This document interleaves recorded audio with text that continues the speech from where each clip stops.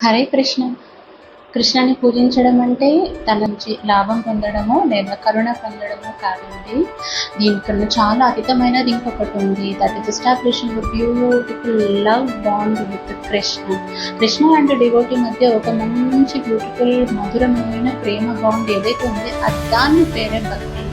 కృష్ణకి కావాల్సింది మనం ఏదో చేసే రిచువల్స్, అగరబత్తి ఇవన్నీ కాదు. అఫ్ కోర్స్ ఇవన్నీ చేస్తూ ఫైనల్ రిజల్ట్ ఈ భక్తినే.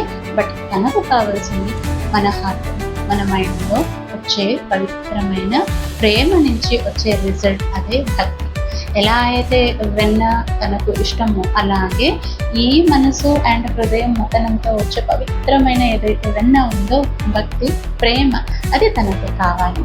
కానీ it was a lot of effort. ఎందుకంటే మన 2 కల్పిట్స్ ఉన్నాయి కదండి, హార్ట్ అండ్ మైండ్.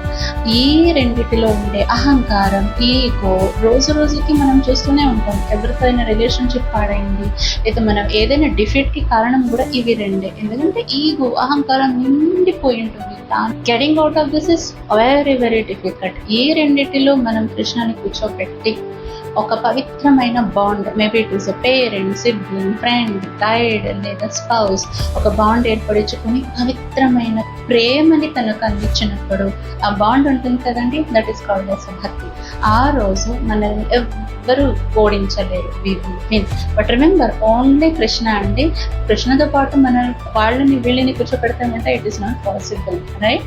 ఎందుకంటే ప్యార్ మే సిర్ఫ్ ఏక్ హీ హోతా హై, దూజా కోయి నహీ. హరే కృష్ణ.